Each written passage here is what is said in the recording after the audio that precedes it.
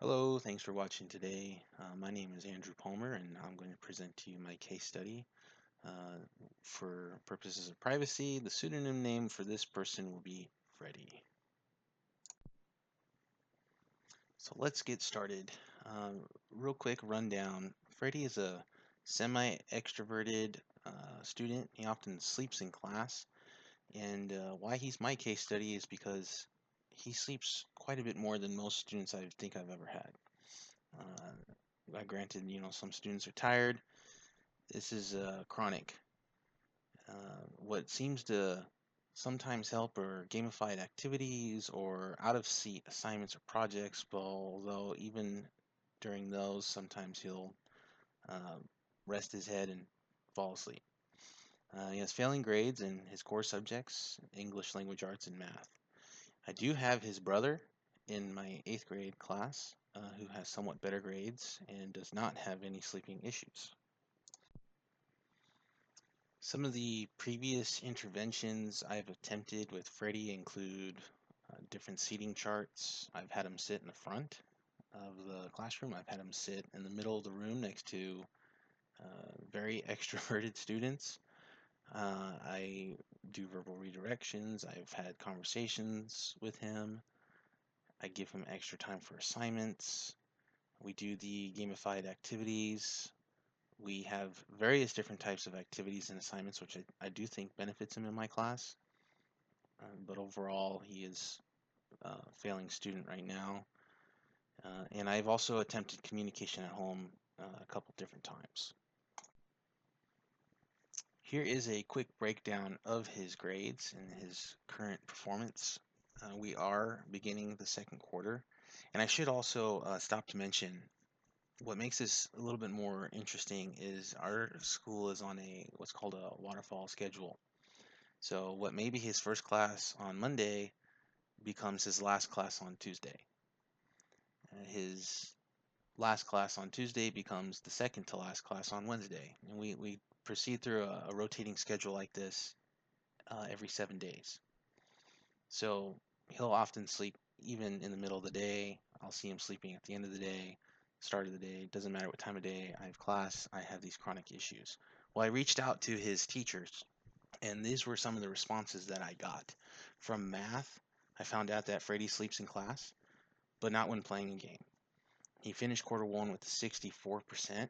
In quarter two, there's no grades in yet for math.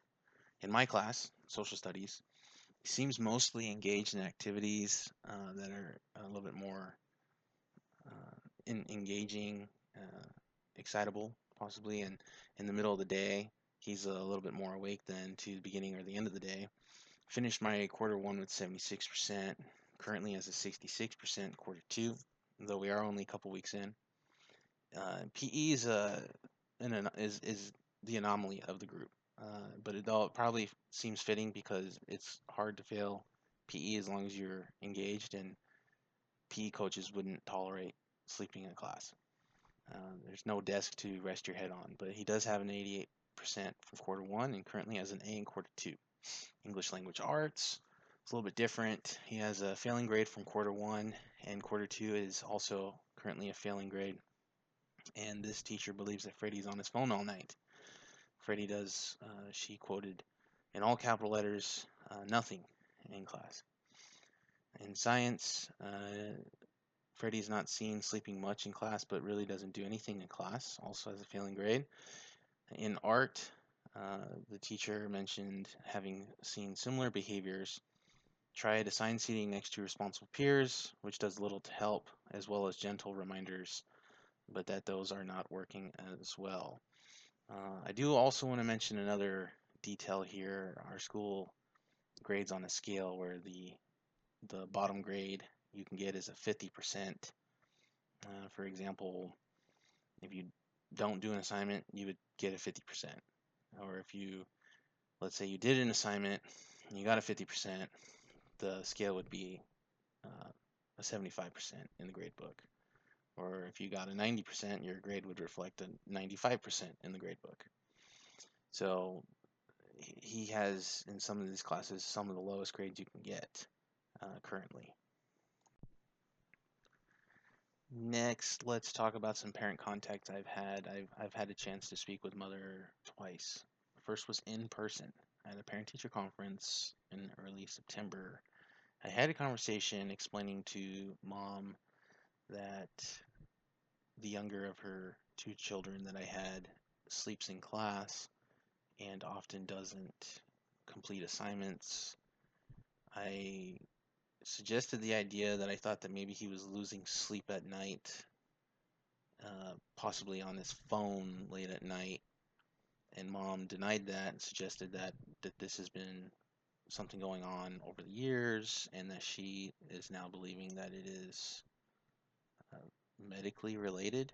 She said that she would take him to see a doctor at some point. I'm not aware if that's happened or not. Uh, and on the 29th of September, I made a phone call because I had had a conversation with Freddie, asking Freddie why he was tired. And the story was he got home late from a baseball game the night before school and stayed up with his mom until 3 in the morning to clean the house because grandparents were coming to town the next day. I talked to brother about that later, and he did not seem to think that was an accurate story. Contacted mom.